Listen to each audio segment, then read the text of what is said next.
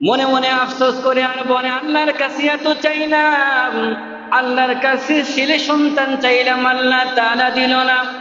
এত মান্নত করলাম, এত ফকির মিসকিনদের দান খয়রাত করলাম, এরপরও আল্লাহ তাআলা আমার ছেলে সন্তান দিল না। মনটা খারাপ করে স্ত্রীর সাথে খারাপ ব্যবহার করে, শ্বশুর শাশুড়ির সাথে খারাপ আচরণ করে। কিন্তু আচ্ছা বলেন তো, যে কে সন্তান তিনি দিয়েছেন, তিনি কে? আরো জোরে বলেন না, তিনি কে? ওই আল্লাহ রব্বুল আলামিন যাকে পছন্দ করেন, যাকে মুহাম্মদ করেন, যাকে ভালোবাসেন, আল্লাহ রব্বুল আলামিন তাকে কন্যা সন্তান দান করেন। কন্যা সন্তান সমাজের জন্য একটা বোঝা, কন্যা সন্তান সংসারের জন্য একটা অকর্মা, একটা লজ্জাজনক বিষয়। এটা যেটা মনে করে, মনে বুঝতে হবে এটা হলো আইয়ামে জাহিলিয়াতের যুগের লোক। কিসের লোক? এলো জাহিলিয়াতের যুগের লোক। কারণ জাহিলিয়াত এমন একটা যুগ ছিল, এখন নারীরা যেই পরিমাণ সম্মান পাচ্ছে, যেই পরিমাণ নারীদেরকে ইসলাম অগ্রাধিকার দিচ্ছে, যেই পরিমাণ নারীদেরকে আল্লাহ তাআলা সম্মান বাড়িয়ে দিয়েছেন, এই সম্মানটুকু ওই জামানায় ছিল না।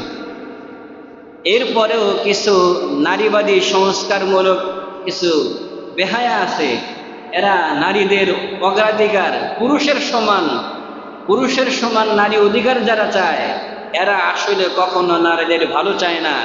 এরা মূলত শয়তানের নানি। কি? শয়তানের নানি।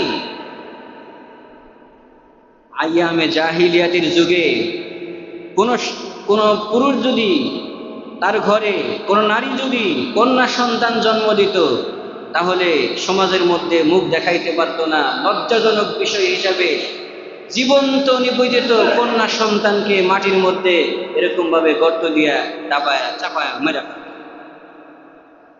বিশ্ব নবী মুহাম্মদুর রাসূলুল্লাহ সাল্লাল্লাহু আলাইহি ওয়াসাল্লামের দরবারে একজন সাহাবীর আগমন। সেই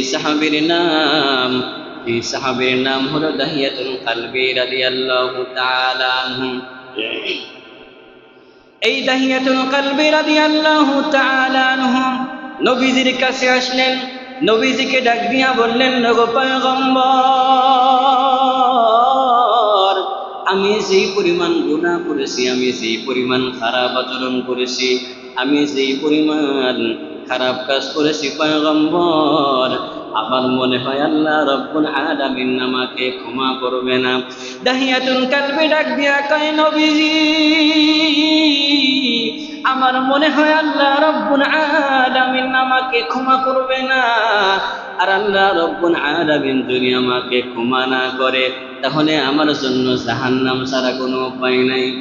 আল্লাহর নবী, বিশ্ব নবী মুহাম্মদুর রাসূলুল্লাহ সাল্লাল্লাহু আলাইহি ওয়াসাল্লাম ডাক দিয়ে বললেন, দাহিয়াতুল কালবি, কি এমন গুনাহ করেছো, কি এমন খারাপ কাজ করেছো, যার কারণে তোমার মনের মধ্যে এমন আশঙ্কা হয়? দাহিয়াতুল কালবি রাদিয়াল্লাহু তাআলা আনহু, যিনি এমন একজন সাহাবী, যেই সাহাবীর সুরত আকৃতি ধারণ করে ফেরেশতা জিবরাইল মাঝে মধ্যে নবীজি সাল্লাল্লাহু আলাইহি ওয়াসাল্লামের কাছে ওহী নিয়ে আসতেন। ওই দাহিয়াতুল কালবি ডাক দেয়া কয়, পয়গম্বর, আইয়ামে জাহিলিয়াতের যুগে কারো ঘরে যদি কন্যা সন্তান হইতো, এটা তার কাছে অনেক লজ্জাজনক বিষয়ের হইতো। সে সমাজের মধ্যে কখনো মুখ দেখাইতে পারত না।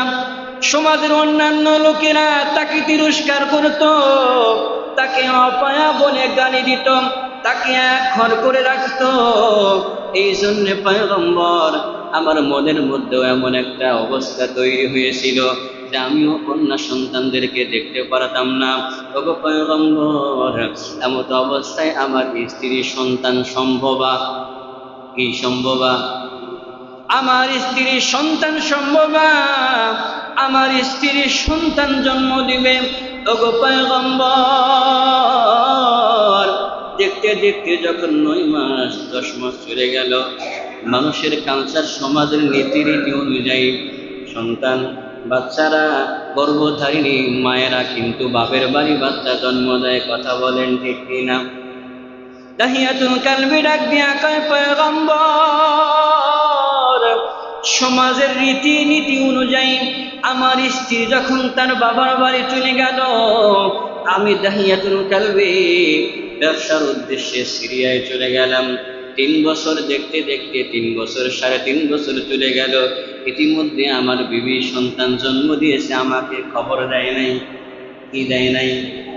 আমার স্ত্রী সন্তান জন্ম দিয়েছে কিন্তু আমাকে জানায় নাই, আমার কাছে চিঠিটা পর্যন্ত লেখা নাই। বর্তমান জামানার অবস্থা এমন, তথ্য প্রযুক্তি উন্নতির যুগে মানুষ এক জায়গা থেকে আর এক জায়গায় খবর মুহূর্তের মধ্যে পৌঁছানো যায়। কথা বলেন ঠিক কিনা? কিন্তু ওই জামানায় চিঠির মাধ্যমে সব কিছু আদান প্রদান হইত। দাহিয়াতুল কালবি ডাক দিয়া কয়, পয়গম্বর, আমি সিরিয়াতে ব্যবসার কাজে থাকা অবস্থায় আমার স্ত্রী একটা সন্তান জন্ম দিয়েছি। আমি যখন 3.5 থেকে 4 বছরের মাথায় বাড়িতে চলে আসছি, আমি দেখি আমার বাড়িতে আমার বিবি নাই, আমার বিবি তার বাবার বাসায়। আমি আমার শ্বশুরালয়ে চলে গেলাম, আমি দেখলাম আমার স্ত্রীর পাশে একটা ফুটফুটি কন্যা সন্তান। ওগো পয়গম্বর, ওই ফুটফুটি কন্যা সন্তানের চেহারার দিকে তাকায়া দেখলাম কত সুন্দর নাক, কত সুন্দর চোখ, কত সুন্দর মুখ, কত সুন্দর হাত। এত সুন্দর চেহারার অধিকারী কন্যা সন্তান আমি জীবনে কোনোদিন দেখি নাই। তবে কন্যা সন্তানের দিকে নজর যাওয়ার সঙ্গে সঙ্গে আমার মনে হইল এ যেন আমার চেহারার অবিকল একটা মেয়ে। ওগো পয়গম্বর, আমার ওই কন্যা সন্তানের নাকটা, আমার নাকটা যেরকম আমার ওই কন্যা সন্তানের নাকটা হুবাহু এরকম, আমার চোখটা যেরকম আমার কন্যা সন্তানের চোখটা হুবাহু ওইরকম।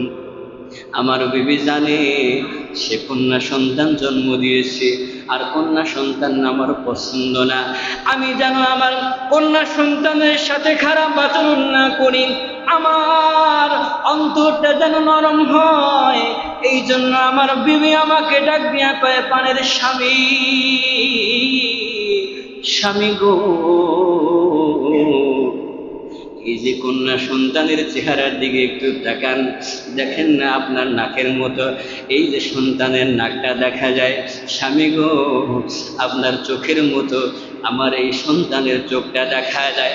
আমার বেবি ডাক দিয়া কয়, প্রাণের স্বামী,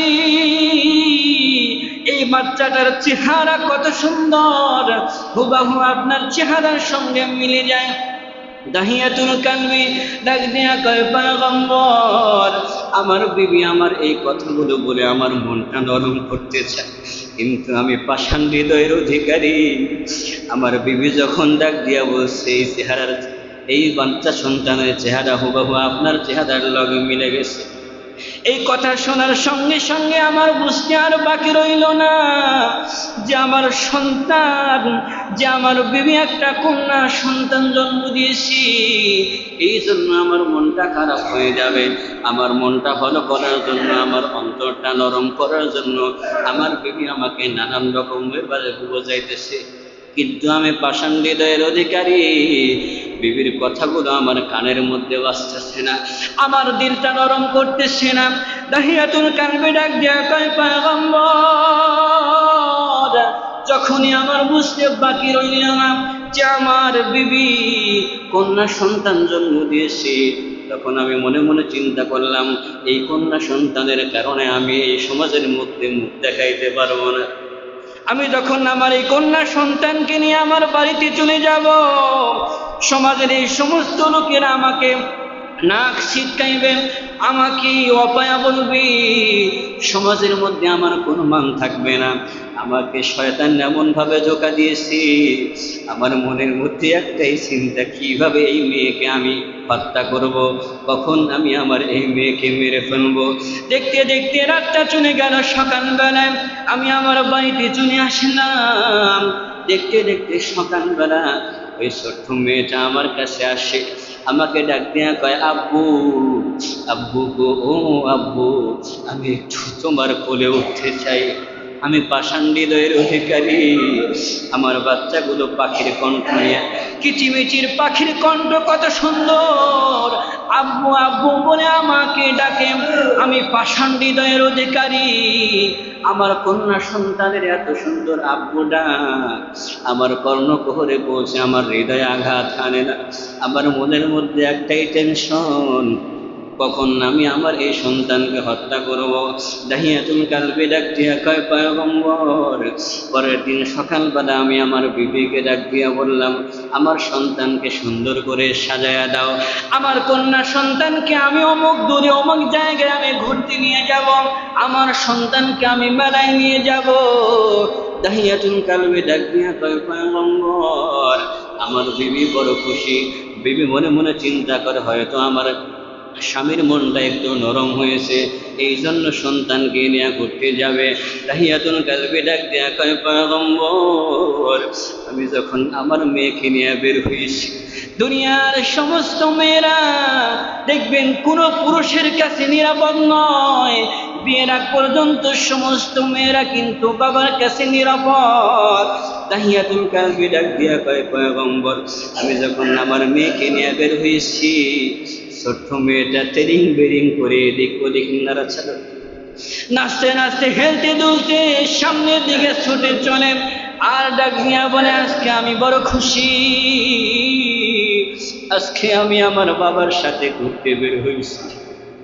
প্রিয় মুসলমান ইমানদার, গত বুধবারের দিন সন্ধ্যাবেলায় আমি যখন কোনো একটা আত্মীয় বাড়ি থেকে আমি যখন বের হয়েছি, সঙ্গে আমার 6 বছরের একটা ছোট্ট মেয়ে, সামনে দিয়ে এদিক ওদিকে এক পাও দিয়ে এক পায়ের আঙ্গুলের উপর ভর করে তেরিং বিরিং করে নাচে। আমি আমার মেয়েকে ডাক দিয়া বললাম, মা গো মা, তুমি পড়ে যাবা, পরিবারকে তো তুমি আঘাত পেয়ে যাবা। আমার ছোট্ট মেয়েটা ডাক দিয়া কয়, বাবা, দাদার সাথে ঘুরতে ভালো লাগে না, আজকে তোমার সাথে ঘুরতে বের হয়েছি, আমি অনেক আনন্দ ফিল করতেছি। দাহিয়াতুল কালবি ডাক দিয়া কয়, পয়গম্বর, আমার ওই ছোট্ট মেয়েটা আমার সামনে দিয়ে তিরিং বিরিং করে নাচি, আর ডাক দিয়া কয়, আব্বু গো, আজকে আমার অনেক ভালো লাগতেছে, কারণ আজকে তুমি আমার পাশে আছো। আমার মেয়েটার এই কথাগুলো আমার কানের মধ্যে বাজে। ওগো পয়গম্বর, আমার মেয়ে, আমার কন্যা সন্তান কত মায়া করে মোহাম্মত করে ভালোবাসা দিয়ে আমাকে আব্বু আব্বু বলে ডাক দিচ্ছি। এই কন্যা সন্তানকে মারার ব্যাপারে আমার একটাই টেনশন, কখন তাকে হত্যা করব। আমার কন্যা সন্তান দেখতে দেখতে যখন আমরা অনেক দূরে চলে যাই, কন্যা সন্তান ডাক দিয়া কয়, আব্বু, আর কত দূর পর্যন্ত মেলা, কোথায় আমাকে নিয়ে যাইবা? ওই মেলা তো দেখা যায় না। দাহিয়াতুল কালবি ডাক দিয়া কয়, পয়গম্বর, আমার মেয়েটা আমাকে ডাক দিয়া কয়, আব্বু গো, আমি একটু তোমার কোলে চলতে চাই। আমার চলতে চলতে আমার পাটা ব্যথা হয়ে গেছে। আমি আমার মেয়েকে কোলের মধ্যে নিলাম। কোলের মধ্যে নেওয়ার পর আমার এই সন্তান, কন্যা সন্তান, আমার 2 গালে 2টা চুমা দিছে। এই কন্যা সন্তান আমার 2 গালে 2টা চুমা দিছি। আমার কপালের মধ্যে চুমা দেয়, আমার ঠোঁটের মধ্যে চুমা দেয়, কিন্তু আমি পাষাণ হৃদয়ের অধিকারী। আমার এই সন্তানের আদর মাখা কথা, এই কথাগুলো, আচরণগুলো আমার অন্তরে প্রবেশ করে না। আমার মনের মধ্যে একটাই টেনশন, কখন এই মেয়েকে হত্যা করব। দেখতে দেখতে যখন চলে আসলাম একেবারে মরুভূমির জঙ্গলের মধ্যে চলে আসলাম, এমন অবস্থায় একটা মেয়েকে সাথে নিলাম। মেয়েকে কোল থেকে নামায়া আমি গর্ত খুঁড়তেছি। আমার মেয়ে আমাকে ডাক দিয়া কয়, বাবা, এত গর্ত করো কেন, কি করবা? আমি ডাক দিয়া বললাম, তোমার সাথে আমি লুকোচুরি খেলবো। কি খেলবো? বাবা, পাষাণ হৃদয়ের অধিকারী। ওই মেয়ে জানে না একটু পরে তাকে হত্যা করা হবে। দুনিয়ার মুসলমান ইমানদার, পৃথিবীর ইতিহাসে এমন কোনো বাবা নাই যে বাবা তার সন্তানকে হত্যা করে। দাহিয়াতুল কালবি ডাক দিয়া কয়, নবীজি, আমার সন্তান আমাকে বারবার জিগায়, বাবা গো, গর্ত করে তুমি কি করবা? তোমার অনেক কষ্ট হচ্ছে বাবা, আমরা লুকোচুরি খেলতে চাই না, তোমাকে আমি কষ্ট দিতে চাই না। পাষাণ্ডীদের অধিকারী বাবা গর্ত করতে যখন এরকম ভাবে ভালোই গর্ত করেছে, এমন অবস্থায় প্রচন্ড বাতাসের কারণে ধুলাবালি যখন তার বাবার মুখের মধ্যে লেগে গেছে, ওই ছোট্ট কচি বাচ্চা মেয়ে ডাক দিয়া কয়, বাবা গো, ও বাবা আমার কাছে আসো, তোমার শরীরের মধ্যে ময়লা লেগে গেছে, তোমার চেহারার মধ্যে বালু লেগে গেছে, বাবারে আসো, তোমার চেহারার মধ্যে থেকে বালুগুলো মুছি দিই, তোমার চেহারার মধ্যে থেকে ময়লাগুলো আমি পরিষ্কার করে দিই। তাহিয়াতুল কালবে ডাক দিয়া কয়, পয়গম্বর, আমার ওই ছোট্ট মেয়েটা আমাকে এত আদর করেছে, এত মায়া করেছে, মহাব্বত করেছে, এরপরে আমার অন্তরটা নরম হয় না, মনের মধ্যে একটাই টেনশন, কখন তাকে হত্যা করব। গর্ত করা যখন শেষ, আমি যখন উপরে চলে আসছি, এমন অবস্থায় আমার মেয়ে ডাক দেয়া কয়, বাবারে এখন কিভাবে লোক যদি ফেলবো। এই কথা বলার সঙ্গে সঙ্গে আমি আমার মেয়েকে ধাক্কা দিয়া গর্তের মধ্যে ফেলে দিছি।